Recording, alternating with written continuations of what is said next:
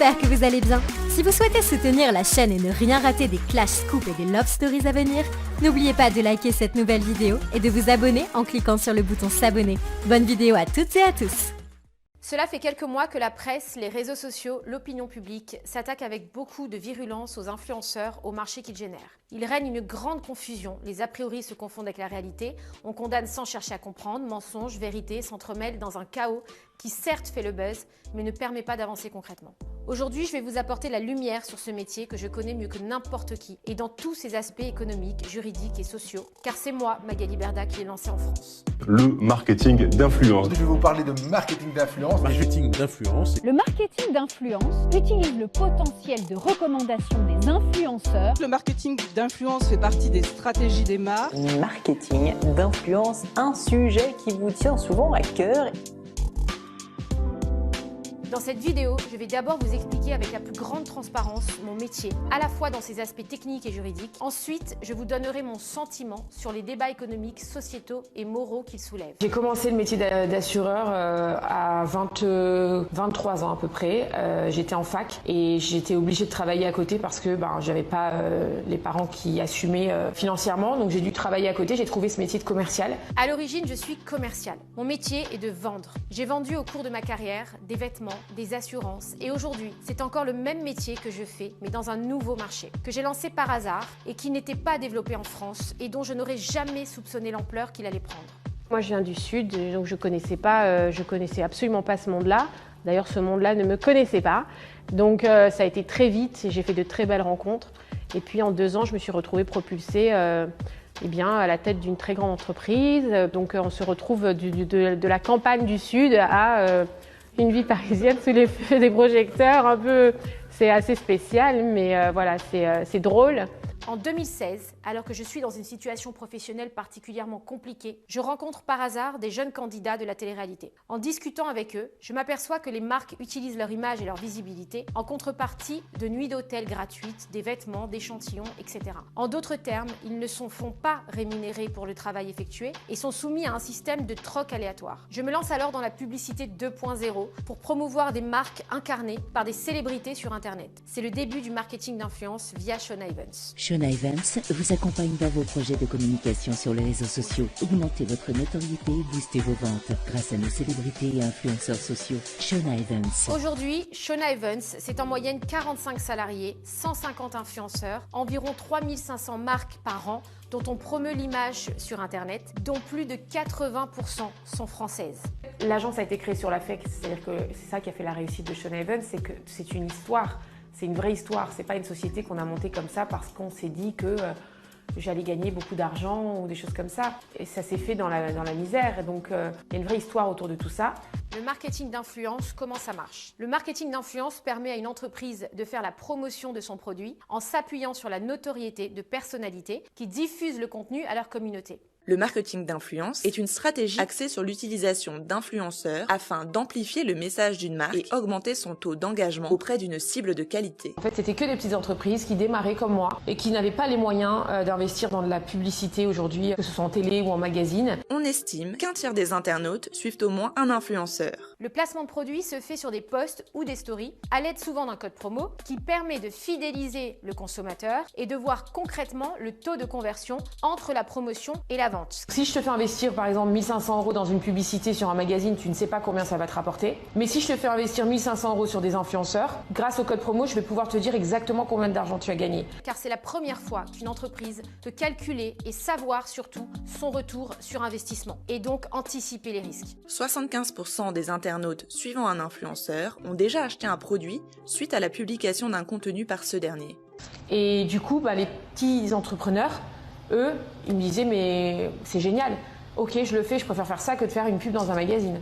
Aujourd'hui, le marketing d'influence représente 15 milliards de dollars dans le monde. L'essor du e-commerce s'est accru avec la crise sanitaire. La France est le 2e marché e-commerce le plus important d'Europe. 81% des internautes français achètent en ligne et les ventes liées au e-commerce atteignent 5 milliards d'euros en France. En cela, le marketing d'influence est particulièrement créateur d'emplois. Alors que la crise sanitaire mettait à l'arrêt total l'économie, Shona Evans a donné l'opportunité à des commerces français de se développer de manière dynamique. Depuis la crise sanitaire, propriétaires boulangers, primeurs et autres fromagers ont la cote. Alors pour toucher la cible la plus précise possible, commerces locaux et grands groupes se tournent vers les influenceurs et pas n'importe lequel, les influenceurs locaux. Bienvenue donc dans l'ère du marketing d'influence locale. Ils ont pu continuer leur activité en innovant et en s'adaptant. En fait, le marketing d'influence, c'est l'adaptation digitale du principe de bouche à oreille. En effet, la création pour certains inédite d'un e-commerce a permis d'engendrer du chiffre d'affaires, de payer des milliers de salaires, de créer des milliers d'emplois. Plus largement encore, cela a permis d'alléger les aides d'État, les allocations chômage, bref, tout ce qui pèse sur la dette publique. En plus de faire venir le consommateur en magasin, le marketing d'influence locale développe la visibilité de la marque ou du commerce de proximité. Ce qui aurait pu être fatal pour des petits commerces s'est avéré être une opportunité leur permettant de s'adapter aux nouvelles technologies et de dynamiser la croissance économique. Quand on sait que 80% des acheteurs commandent immédiatement après la recommandation d'influenceurs, l'aubaine est grande. Shona Evans a mis en avant des marques françaises indépendantes de bien-être, culturel, santé, de mode, high-tech, etc. Autant de produits qui auraient tout aussi bien pu être vendus sur des grands sites de e-commerce type Amazon, eBay, mais qui, rendus visibles par des personnalités françaises, ont pu prospérer et peser sur la balance commerciale. Toutes et tous ont intérêt à investir TikTok, Instagram ou YouTube. C'est un nouveau business, on va pas se mentir, donc ça a été plein d'embûches, plein de difficultés, plein de nouvelles choses. On a appris sur le tas, c'était pas réglementé. En 2018, il y a eu plein de sites qui se sont montés un peu chelous, etc. Donc j'ai mis en place un service juridique. Du coup, parce que voilà, on apprend comme c'est nouveau.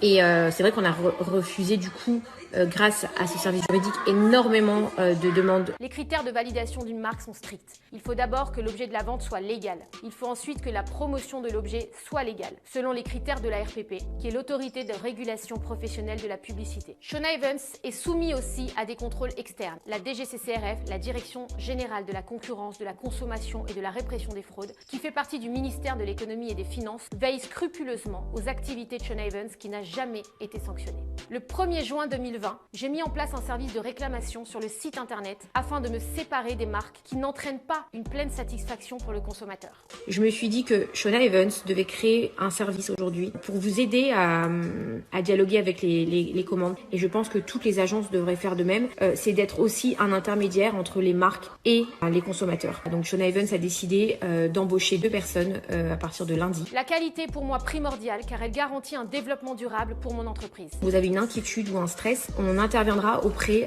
des marques pour vous aider à avoir votre réponse. Donc c'est vrai qu'une agence de com qui fait du SAV, ça casse un peu les codes, mais en soi, moi j'adore casser les codes. Aujourd'hui, l'agence gère environ 150 influenceurs. Ces célébrités sont issues de télé-réalité, de la télévision, mais aussi du milieu artistique. Ils font la promotion des marques à leur manière, en fonction de l'image qu'ils veulent librement exprimer sur leurs réseaux sociaux. Un influenceur, c'est quelqu'un qui gagne des milliers d'euros et des fois même plus que ses parents en créant du contenu et en animant une communauté sur les réseaux sociaux. Alors cette phrase, c'est pas moi qui l'a dit, c'est un petit peu tout ce qu'on peut retrouver dans la bouche des personnes qui s'intéressent un peu de loin à ce nouveau secteur et qui sont pleines de clichés par rapport au métier de créateur de contenu. Les influenceurs les plus rémunérés ne sont pas ceux qui ont la plus grande communauté, mais ceux qui ont un fort taux d'engagement. Cela se traduit dans l'attachement à leur communauté, l'implication et le plaisir qu'ils ont à créer du contenu, en d'autres termes, dans leur sincérité. Ce qui peut sembler paradoxal à ceux qui les accusent sans cesse d'être faux ou dans le mensonge permanent. L'influenceur est rémunéré pour son image et sa prise de parole, pas en fonction de son nombre de ventes. Un influenceur qui se met à faire de la publicité, je pense qu'aujourd'hui c'est beaucoup plus accepté qu'il y a quelques temps, parce que la communauté a compris aussi que l'influenceur qui suivait avait besoin finalement à un moment de vivre du travail qu'il générait à concevoir et produire ses contenus. Par exemple, si un influenceur facture 500 € pour un post, si les ventes qu'il génère représentent 200 € ou 1000 € ou 10 000 €, son prix ne changera pas. Il sera payé 500 € comme c'était convenu au début. Les sommes investies par les marques peuvent paraître excessives et je le comprends. Elles sont la rencontre d'une offre, d'une demande et celle de la publicité de manière générale. Alors oui, les marques déploient un budget très important dans la publicité et aujourd'hui dans le marketing d'influence, mais c'est la manière la plus efficace d'en faire. La manière de promouvoir une marque ou un produit est en pleine mutation et dans certains cas, la publicité traditionnelle ne suffit plus. Ces sommes sont infimes comparées à celles dépensées dans les pages publicité à la télévision. Alors que certains influenceurs ont plus d'audience sur leur story que le journal du 20h, mais ils coûtent 80 fois moins cher qu'une publicité sur TF1 et permettent à des petites entreprises de démarrer leur activité et de se faire connaître. On a vu émerger une nouvelle discipline, le marketing d'influence, devenu partie intégrante de l'écosystème publicitaire et levier de communication indispensable. L'agence se rémunère à hauteur de 30% sur chaque contrat passé avec la marque, mais je tiens à dire que Shona Evans est une société française qui paye des charges, des impôts et tout ce qui s'ensuit. Je regarde beaucoup vos messages, les influenceurs aussi. Ça nous fait pas plaisir quand on voit des messages négatifs. Si on peut faire quelque chose qui vous aide et qui vous montre qu'on est là pour vous aussi dans les bons et dans les mauvais moments et qu'on n'est pas là juste pour vous faire acheter des produits. Ces 30% sont répartis de la manière suivante. Il y a 20% qui payent les charges fixes, notamment les salaires, les impôts, etc. Et il y a 10% de bénéfices qui reviennent à Shona Evans. Moi, je suis toujours en train de me remettre en question. J'estime que dans un nouveau business, il faut le faire bien et on apprend avec le temps. Et il faut apprendre de tout ça pour faire les choses bien.